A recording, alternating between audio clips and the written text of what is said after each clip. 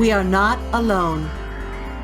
You are watching Contact TV with your hosts, Lesley Mitchell-Clark and Wes Roberts, exploring ufology, metaphysics, and beyond with the world's foremost experts.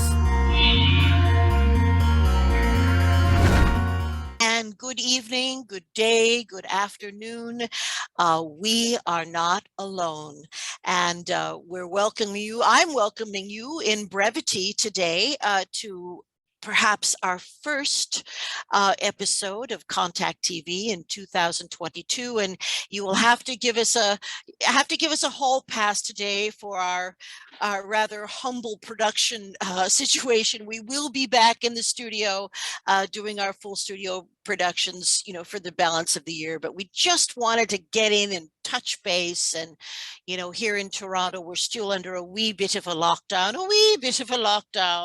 We have no pubs. The pubs are closed. That's a bummer. It bums, I'm telling you. Anyway, I am one of your hosts, Lesley Mitchell-Clark, and I am joined today, as always, by Wes Roberts, who not only is the co-host of Contact TV, but today he is my guest extraordinaire. And I'm really excited because believe it or not, it's taken a while to get the two of us together to do this. I don't know why it took so long, but there was a lot of travel. Some people went to fabulous tropical places and with history and culture and cuisine and wine and the ocean.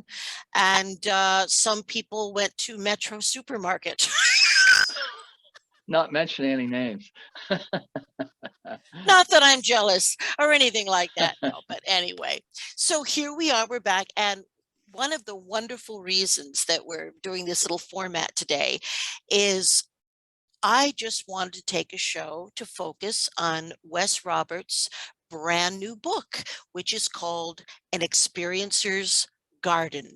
And we'll have detailed information to order it posted as you are able to see this broadcast. But let me just read this a little bit because it's so well put together, and I'm certain that Wes must have written this little back jacket blurb. But he says, "Why me? Many people ask themselves the same question. Wes G. Roberts, a college professor, has researched and lived the mystery of being someone who has been visited by aliens his whole life. Encounters and exchanges occur all the time, and most experiencers don't even realize what is happening. And Wes had to go through a paradigm-changing process of self-discovery before he could acknowledge that aliens were an integral part of his daily life. And a mind-bending account of his life experiences, full with comments about their meanings. Wes completes his second book with appendices about aspects of perception that open a whole new chapter in the connection between ourselves and aliens, ourselves and magic, and of course ourselves and the omniverse." Wow. Well written, Wes. And indeed, in this new book, which I was very honored to write the foreword for. I enjoyed this new book so much.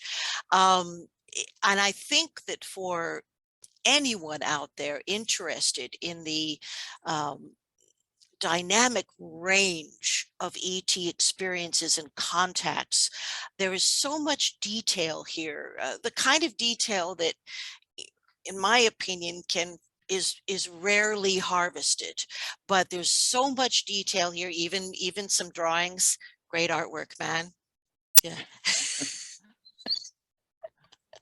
I love it. Stick people. I thought, are all these ETs so thin? Does nobody have an ass anywhere else in the galaxy? Apparently not. Much to my chagrin, Earthlings are carrying a quite a percentage of body fat, or some of them. Not you, Wes. You have no baggage because you came in not only with an ET agenda, but with something of an ET frame as well, I believe. But anyway, so tell me a little bit about the motivation for writing this book. And I know that on a certain level, when our first book was launched, in some instances, you hadn't really yet come out to maybe your family and friends about your experiences. That is absolutely true. And thank you, Lesley, for having me on the show in this way. We're just two longtime friends, also client hypnotherapists, relationship friends who are having a chat. To answer that question, I want to just show quickly the first book. I'm not trying to sell this book. And sorry, it's because of my weird background. There we go. It's not showing up very well. It's called Intersections. So again, this is not, I'm not trying to sell this book really. Yeah, it would be lovely if you stop by Amazon, but it's not about that. It's about sharing. So the first book came about after I had seen you for some time, and we'd gone through 35 or so sessions, hypnotherapy sessions. Some of them real time kind of channeling, communicating, and some not. So I thought, well, I've got to get this stuff down. And if you haven't heard this story, folks, Lesley and I tackled the writing of the book. We went to a local coffee shop, was one of our favorite spots nearby, and hammered some stuff out. Lesley was over here a few times. Our publisher and my partner, Anna, cracked the whip on us to eventually get it done. And thank God she did. Yeah, it would never be done. Especially in my case, especially I was the big offender here. You're being so kind to throw yourself into the procrastination lifeboat, but you were, it was really about me.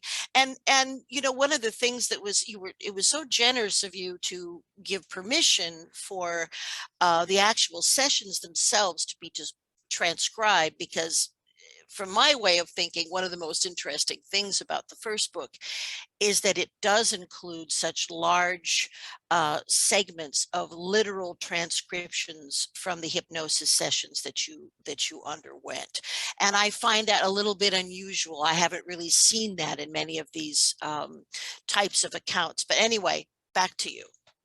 Yeah, I haven't really seen it either. And I really like the idea because it gave me a chance to you know, to speak my heart and to talk about what was on the transcripts or the MP3s, the audios, well, giving you a chance to give your expert opinion on what is this guy saying, what is he claiming to say, or at least what you thought I meant by certain things I was saying. So it's important to lay that groundwork in the first book. Yeah. What I didn't know, and what I did not know, believe me, there were a lot of things that, I mean, this was in some, you know, Wes was one of my first in-depth clients to work in this area.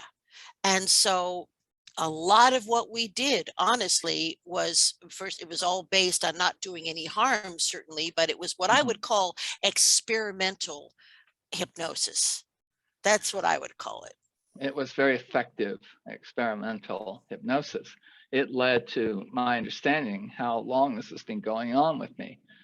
Just to refresh our viewers' minds, I came to you about a single experience, about a 1980s experience, which I won't go over again. It's in both books, but I thought, well, that's find out what the heck was going on with that 1980s experience. So I'd sat on it for 20 years and finally found you. And that didn't come up. That did not come up. That did not come up until you and I forced the issue of trying to revisit it. But a heck of a lot of other stuff, what's been going on with me since I was a child on all the way to this day, that came up. So that first book sort of set the platform for the second one. In the second one, I thought, wouldn't it be interesting? And I don't know if it's true, because I don't know if anybody's buying the book. Which they are. They are. But I thought it would be interesting to categorize. And so to categorize the experiences, then I really launched into listening to a lot of the sessions, which I had not done before then. Because I don't, you know what? I don't even know why. I was reluctant. There must have been some fear factor in there, even Mm-hmm. though I consciously went through the sessions. I just couldn't bring myself to go through all of them until the second book. Mm-hmm. So Mm-hmm. I thought, I'll have to go through all of them. I'll have to look at my journals. At one point, I had a stack of 10 journals out on the couch, and I'll have to say, what can I eliminate that really might not be an abduction, that really might not have anything to do with the aliens? And so I've eliminated all sorts of stuff. It may seem like, no, I've added in extra things, but I did not. I eliminated a lot.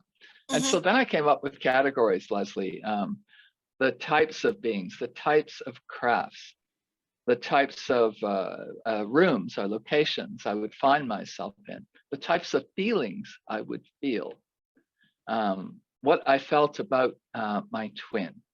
So I set about categorizing all these things. And I thought in retrospect, and most people don't know this, 2 weeks before it was published, I was gonna scuttle it. I did not know that. Yeah, yeah. Well, you see, you bring stuff out, don't you? Yeah. Yeah. So yeah, I was gonna scuttle it. I was talking to our publisher, and I thought, I don't know if this makes any sense. I'm trying to categorize these things. That's pretty dry. But you know, I went ahead with it because the last third of the book has to do with the why me question, and Mm-hmm. that gets into magic, into initiation, into past lives, into psychic awareness, spirituality. It gets in everything. So I thought, okay, let's go with it. But I was really close to saying forget it, and I didn't care Wow. about the investment, Yeah. quite honestly. But Yeah. anyway, it went forward, and so Lesley, you wrote the forward to the book because you're so well acquainted with me and what I've been through, and of course read through the book. And Mm-hmm. then, you know, since that point, I've talked to a few people, done a few little interviews. I always enjoy just chit chat like this. It's more comfortable, right? Indeed. Well, unfortunately, because of I would have tried to encourage you to do a little, in-person physical launch of some sort, but, it just Yeah, really yeah. wasn't feasible at all. I mean, we have been on lockdown for so long. It's the last thing. Yeah, and during the brief time when things were semi-normal, the book wasn't ready to be released yet. So, but it'll just take on its own, it'll take on its own momentum. And I feel that, as is the case with both books, the people who need that information will receive it. They'll find those books and read them. The people that need to understand and find somebody maybe like yourself, Wes, who has had corresponding experiences. Your experiences in the, if I may say, in the scope Mhm. of what I hear with the dear people that I work with, the experiencers I work with. Your experiences are some of the most diverse, because they do Mhm. range from different types of beings, different environments, some unnerving physical stuff, some projection or remote viewing, and also the what was I going to say? One of the most diverse things is that you have also had some, and maybe these are the only really truly negative experiences, but I know they are in that category. You have had experiences with what we would call the me labs, or the dark side of the black, the black space program. You and your former partner both had some very Mhm. terrifying experiences that could only be perceived as a me lab type of experience. So you've had experiences where you've been taken to the stars, and you've had experiences where you've been taken underground to Mhm. Mhm. what can only be described as collaborative ET military medical bases. You know, until until after the book almost, I really didn't have a handle on the I don't think they call it the military industrial complex now. There's a 4-letter acronym that's Oh yeah, just not coming to mind. A that new used to acronym. be that was what we said when we were young kids, the Yeah. military industrial, and that's how the space program became integrated. That's how the secret space program was created, by working through the military industrial complex. So once I come to terms with the fact that this experience you're talking about I had with my ex took place in a lab underground somewhere, and there were humans and aliens, and that's not the only time, but that's one of the more distressing times. I was somewhere between dismayed and horrified that we're just being peddled at times, even though that ultimately, I guess, there was no harm done. It was the emotionally traumatizing experience, but I'm not aware that there was any harm done. But that was a key experience in which some military types were present, or at least humans. And I was quite distressed, thinking, give me a break. We have enough things to deal with. If you're going to put this in the hands of humans, put it in the hands of humans that have some compassion. Yeah, yeah, not these Philistines. You're Mm-hmm. at, well, we're just a reflection of what we are. I mean, um, this is humans at their worst, operating on base instincts by people who are engaged in these things, probably out of fear on some level. I mean, this has to be, these researches, some of them have to be fear-based, when it's our, what we assume to be our own species integrating with other species. Are they looking for the answer to some threat? What are they looking for? But Wes, I think that people like yourselves are just on the radar. And sometimes maybe there's even the sharing of information between benevolent ETs, even interdimensional benevolent ETs, and what we refer to as the black ops. We can't know what's really going on, but you seem to just be on the radar, and whether it's the result of your desire and your maybe desire is the wrong word, but your plan, your contract for coming into this physical life. We know you've had lifetimes as what we would call ETs. We know that. Is that the factor? What are the people now who are being under such scrutiny by either ETs or the military? Are they in fact what we call star seeds, people who have lived as beings on other planets and who have chosen to come here in this physical form? That makes What are your thoughts on that, Wes? That makes so much sense, because I was saying to somebody recently that the end game in a lot of my experiences were strictly observation. That seemed to be the end game in a lot of my experiences. Stages were set, much like Hollywood might do a stage, and I stepped onto the stage. And in some way or another, there were supposed to be stimuli there. Whether it was kids at a birthday party, that we've talked about this before, or my ex and I in some underground facility, or I had so many experiences with them poking at my eyes. I think I go out of my way to talk about that in the second book. I don't know why, but 2 or 3 experiences where they're poking at and in my eyes.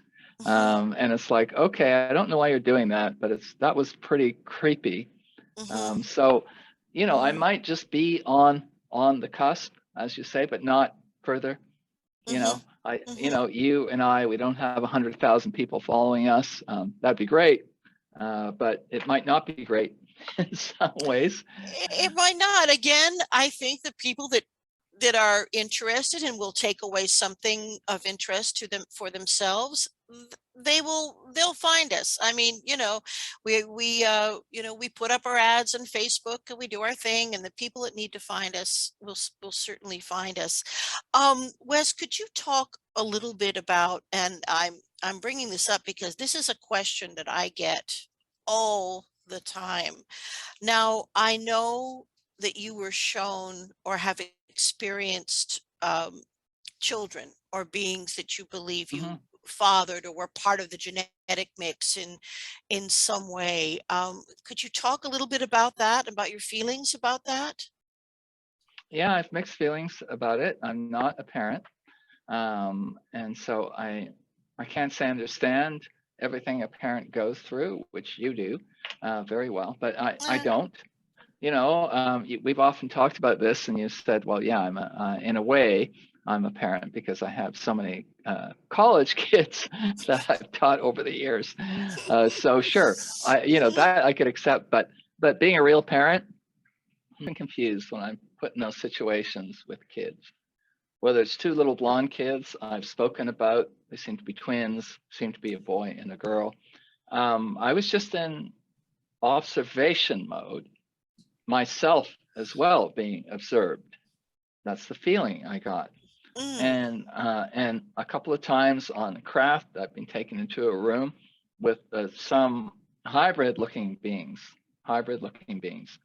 that seem to not quite be formed the right way. I mean, I'm not talking nightmare, but I am talking could not pass for human children.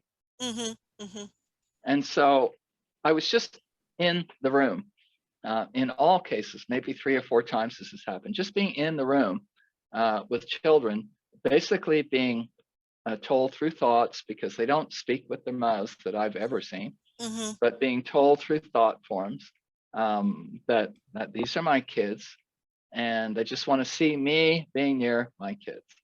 And so I'm going to say I've probably been an abject failure to them because I don't know what to do or what I'm supposed to do when I'm around them. And in the case of the blonde kids, there was somebody there who was apparently their mother, Mm. but she was turned off. She was switched off. She was And just was in. she a hybrid person herself, or she contribute? She was a humanoid She person. looked human. Uh-huh. She looked very human, and it was my impression, or at least the thoughts were forming in my mind, that was their mother, but this wasn't about their mother. And so she seemed to be switched off. And I don't know, Lesley, if you want to tell our viewers, they probably heard this before, how you see this being switched off process.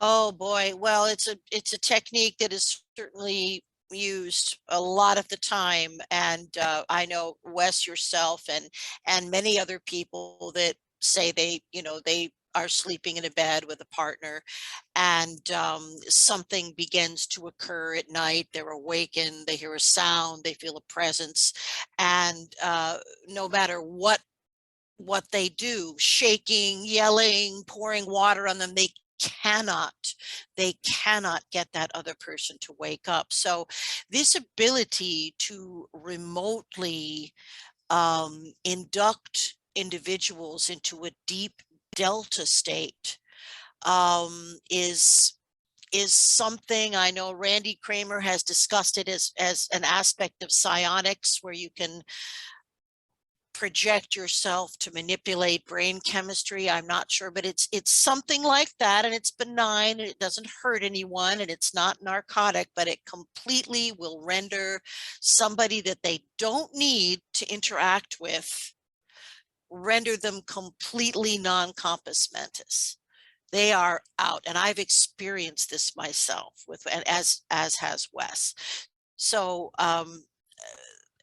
now, is this ability unique to certain species? I'm going to guess that it is, but that, pre-assuming most species we deal with are advanced in terms of our development, whether it's our psychic development or spiritual development or technological development, Mm-hmm. that they're in advance of ours by anywhere from hundreds to tens of thousands of years. Mm-hmm. My only problem is that, and I don't think I've been able to distinguish, is this a prop or is it a real person switched off? Well, I tend to think it's the real person switched off. Mm-hmm. I do myself, and from the way over the years you've been in many of these, I can recall, just without even trying to think about it, many situations where you were involved with a group of some sort, and some percentage of that group was in deep delta and was turned off. This is something that and but it may be this may be something that they feel is benevolent, like when we want to go out and give some wild animal a vaccination to protect their health, and we have to shoot them with a tranquilizer dart. I mean, it seems barbaric maybe, but we're it's from a good place, and we're trying to help that being to remain healthy and viable. So I think we have to be careful at how we look at things, and I know you'd say, well, easy for you to say, Lesley, because No. you're not the kind of experiencer that I am, and that's certainly true. But I know that part of the work that we did together was just about integrating these experiences into your life in a way that was manageable for you. That is very true. And I'm actually going to comment on that in a couple of ways, and about people being switched off, and talking about whether or not they were props, and talking about integrating my experiences through hypnotherapy. So I give you all the credit in the world for getting me past some very dark times that I initially had. Before I found you, before we started, before even your intake assessment, I was going through a point where, and I've said this many times, I was afraid to close my eyes. Some nights fearful of closing my eyes, and that sounds like paranoia, because they're going to come get me if I close my eyes. I know how crazy that sounds. So I was afraid to close my eyes. I never did sleep well, but back then I was sleeping a lot worse. So I was on the edge, lack of sleep. It was beginning to affect what I did. I don't know that others could tell or not tell, because you've got to put on your work hat, your career hat. Yes, My career hat's teaching. So I had to appear in front of the students every week. So I had to have that hat on. But privately, I was going through some real difficult times, and my ex, Elizabeth, probably thought I was going bonkers at times, due to some of the things I was going through in the middle of the night, right? So to integrate that, and I can't really speak to your technique, only from a recipient standpoint. So for me to deal with that was like, settle in and stop rejecting. This is one of the big points I would tell people. Stop rejecting or questioning what you've gone through. Move to a point, for me, it was move to a point of acceptance. And in Robert Monroe terminology, and he's not the only one that used to say this, they say this in remote viewing circles as well, I had to move from belief to knowing. And Indeed. all those things happened. And, you can speak about how you do that with clients if you wish, or not, up to you. Well, one thing I would say that, I've always believed that knowledge is power. And as you know, Wes, a lot of the time, by the time people get to me, I'm kind of the last chance Texaco in the mental health care, steam train there. So I think that many people are incredibly relieved to know that when we get in there and they're not conscious, and their subconscious is retelling these things that they had no conscious memory of, they finally understand that they are not insane. They don't have a dissociative disorder. They are unique people.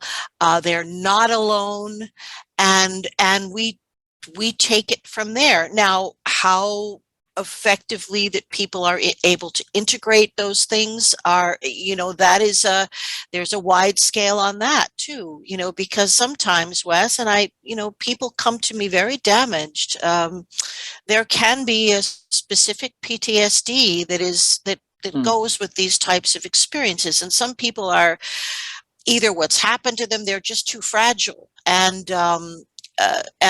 they really don't. I do everything I can to empower them, but they're unable to release the negative aspects of things that have gone on. There's a lot of blame. I blame this person.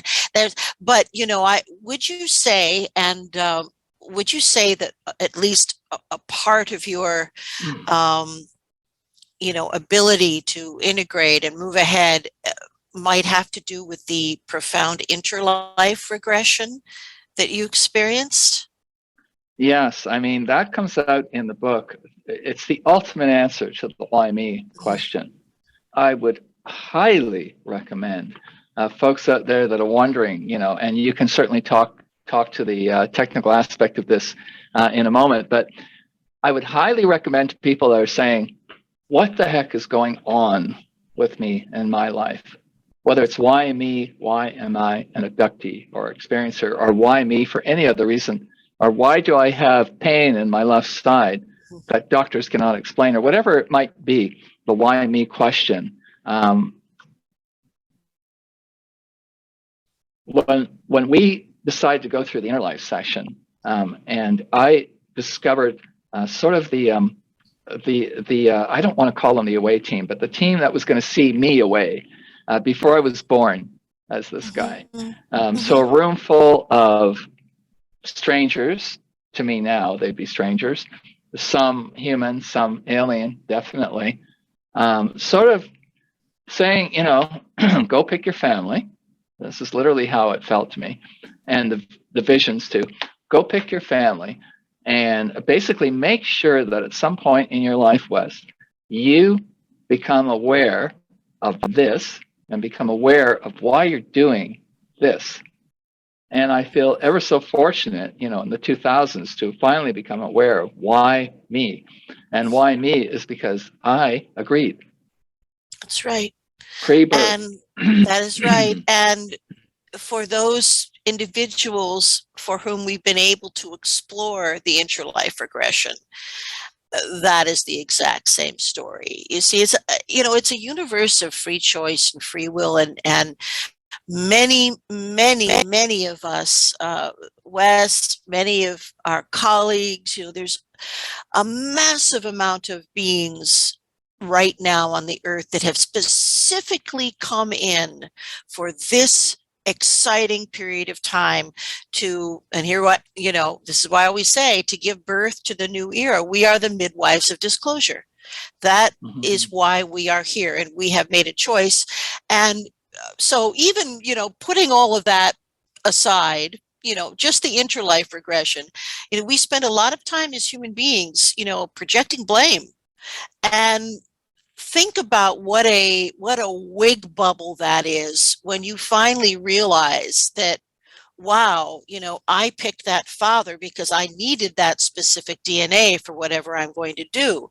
And I picked that mother because, blah, blah, blah, whatever it is. And these siblings played these other roles. So this is all something that is, as Michael Newton discovered, I didn't reinvent the wheel. This is all Michael Newton's work, the interlife regression. Yeah. We find out, we are illuminated as to why we came here, why we are here now. And, and so then we can stop blaming.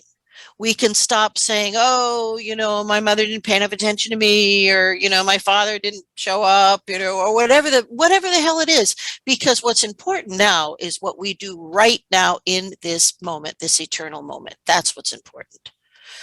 So going through the session and not asking you to give it away, I know that Dr. Georgina Cannon was your mentor, I think, teacher for this. And yes. then you've taught me by way of taking me through the session, not that I do it, but I've been through it.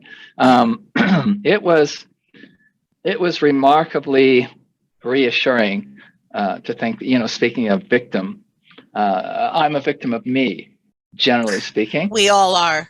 We all are. Yeah. Yeah. We all are. But I think that experience for you, I noticed a big change. And then we started sort of getting a little bit more experimental in our work too. I mean, after we did that, then, both of us got this impulse, I guess, well, let's try to communicate with these beings, or this one specific being that you engage with. Let's try to do this in real time. And why can't we? I can put you into a trance in the same way that Daryl Anka puts himself into a trance, and then we'll see what happens. And I have to say, that was incredibly illuminating and successful on many occasions. Well, Lesley, in both books, including the last one, An Experiencer's Garden, I talked about going through multiple hypnosis sessions. And, some people ask me, do I still have experiences? I want to say to any experiencers or people who think they might be abductees, this probably has been going on always and probably will. And I'm not saying that with dread, and I'm not saying that with hate, and I'm not saying that because I'm afraid of it. I've accepted the fact that it is a lifetime, and perhaps more than one lifetime set of experiences. And, I've spoken to a couple of people recently that have some hesitation, I think I would call it, about seeing a hypnotherapist. It's like, you got to start with baby steps, man. Yeah. I started by telling one person, perhaps, before I even saw you, and then maybe one more person. And then there was maybe a handful of people that I mentioned this to, but it starts with one person you trust. And then don't you want to open things up and see where you've been or where you're going? Yeah, absolutely. And one thing that I think is kind of interesting, Wes, is you explored in especially in some of the earlier sessions, you explored some very fascinating concepts with the beings you were engaging with: interdimensionality, projection of thought, in the sense that beings could appear holographically. Now, and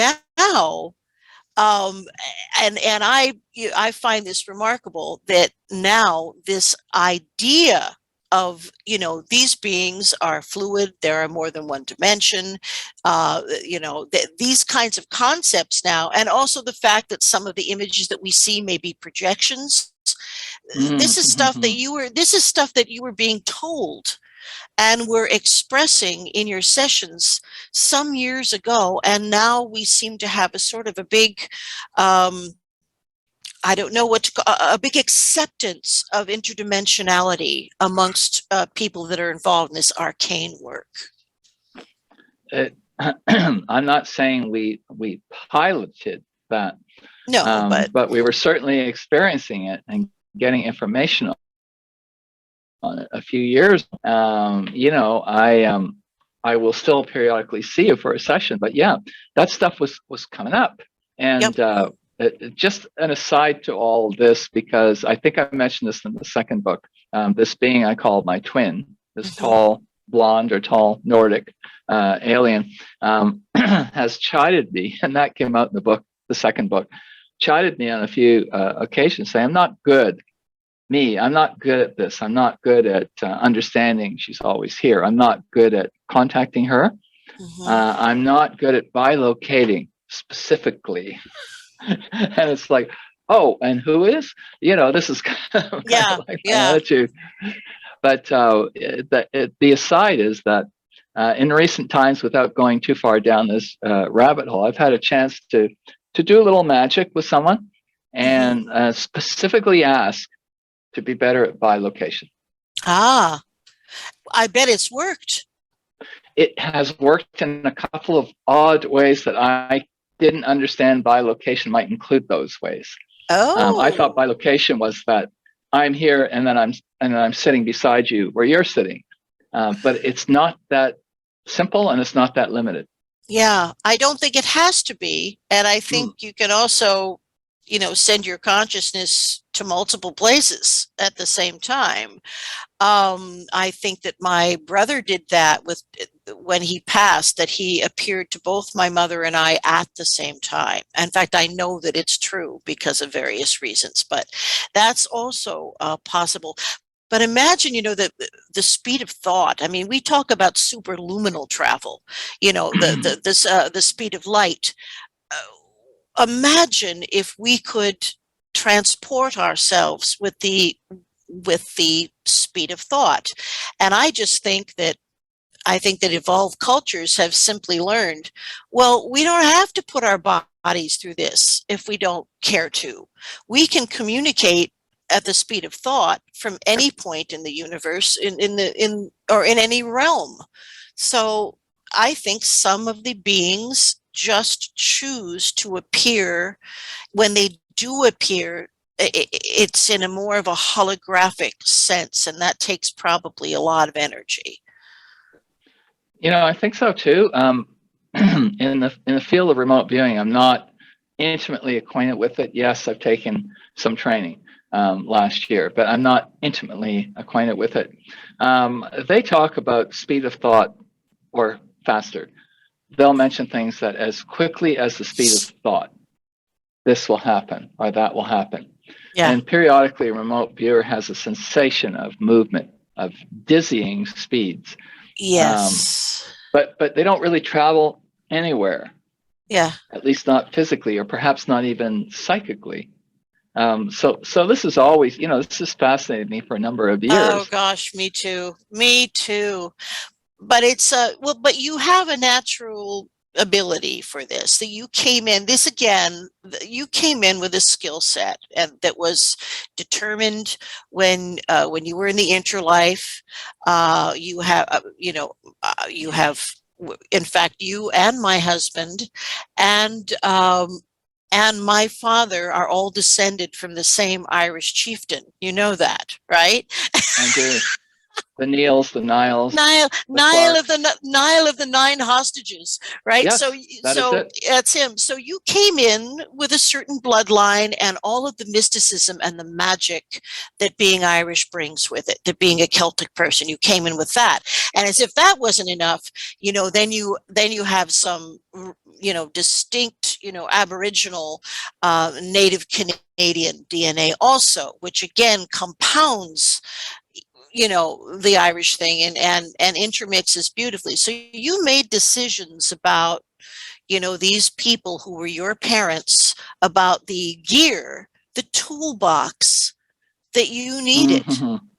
And, like I say, sometimes a father can just be like a sperm donor. And you had that knowledge, and you would have said, now, sometimes, yep, but sometimes living the reality of that agreement or your life plan is tougher than you anticipated, in which case it's still a universe of free will. You can dissolve old life plans for time and eternity if you wish. I know there's we do it in hypnosis. There's a process for it. But anybody can do it. And I think I think that's worth talking about a little bit, Lesley, from your perspective. This is liberating. Various people, including yourself, have said, well, go forth and talk about it. And I do. Yeah. But it's liberating. We're talking about your destiny, folks. If you're listening to this, viewing this, maybe listening to a podcast, it's your destiny at stake. Indeed. And, it's important to remember that thought informs matter. It's not the other way around. Mm-hmm. We are creating matter. We're right now, all of us have chosen to be in this challenging, dense reality. And we're here because there is going to be a great uplift of mankind. And that's why so many beings are here. I've come, the messages that I hear and things Wes has told me, I've really come to appreciate how unique our Terran planet is. It is the grand experiment. And we have so much interest, and there are a lot of benevolent beings that are waiting to welcome us. But we have to clean up our own bloody backyard. I really think that it's a little bit like, and we've talked about this many times, a little bit like the Gene Roddenberry-esque United Federation of Planets, in which you couldn't really make first contact until warp drive had been achieved. Well, maybe beings will not make first contact until free energy and the end of hunger happens. How do we know what their criteria is for what a sophisticated civilization does? We can only guess. Try as we might. I know that we're running into a lengthy show at this point, which is fine. But I'm good. I'm good with all this, and I don't need to stop talking either. But I wanted to comment that recently I thought about the title of the second book, An Experiencer's Garden. That stuck with me since I began the book, and I've never evaluated it. Why does he say garden? And then I thought, well, it's our garden. Yeah, what we're living through. that's right. This is our garden. It's rich with opportunity. It's rich with growing things. It's rich with other life forms. It's our garden. It's everyone's garden. It is. And there are elemental life forms that are highly evolved. I mean, there's no end to creativity and life in this universe. I just think that there are various phylums, and we're oscillating at different vibrations so that we don't necessarily see and engage with each other. But it's a process, and you can become aware, and begin to have more experiences of high strangeness. That's what I'm looking for. Anyway, I like that term. I love it too. I would have to say that today is and I'm not sure when this will air, but today, which is actually the 26th of January, this is the birthday of my fellow Aquarian, Linda Moulton Howe.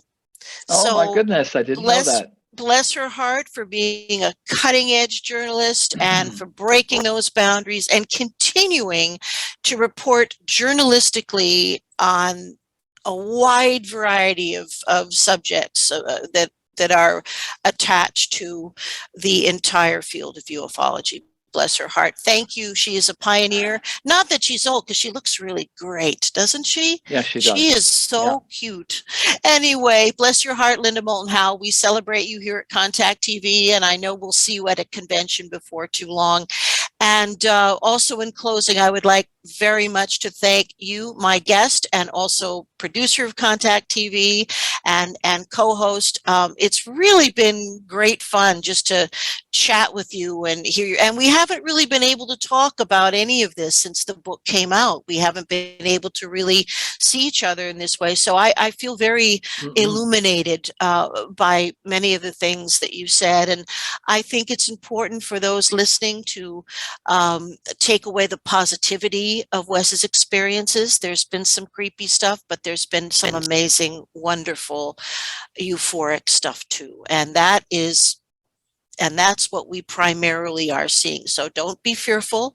And you can always reach out to either one of us if you have a question or need someone to talk to. We are available. And Wes, what would be the best way to reach out if someone wanted to contact us? And I was going to ask you the same thing. So for me these days, it's simply Wes at wesgroberts.com. And I invite you to contact us. We love partners. You can do this too. If you think we're trailblazing in the slightest, you can be a trailblazer. And Lesley, how can they get a hold of you? Well, I have a very easy email that I'm using mostly now, which is just lmcmedia@gmail.com. That's it. Perfect. So folks, reach out. You can reach out. It's easy, and we'll respond to you. Yes, and there's a whole community out there, a whole community waiting to welcome you and support you. And there's nothing to fear. There's nothing to fear. Don't be upset by what you haven't been able to evaluate yet. Okay. And what do we always say, Wes? Remember, we are not alone. And we will see you soon on Contact. We have some amazing guests coming up. We're going to have Lauren Dubé, who is an animal communicator, an animal psychic, and we'll have Victor Vigiani coming back on. Most likely, we'll have a visit from our friend Captain Randy Kramer, and then maybe some other surprises. Lots of surprises. So stay tuned, and we hope to see you again very soon. Thank you for watching Contact TV. We would like to thank our generous sponsors, Lightwork Hypnosis, Euphoria and the Euphoria Chronicles, Earth Mystery News, Conspiracy Culture Books, MUFON Canada, free experiencers, the Dr. Edgar Mitchell Foundation for Research into Extraterrestrial Encounters, and Variety Store Productions. For guest booking information, please email Wes Roberts at producer@contacttv.ca. And don't forget to join us on Facebook and Twitter.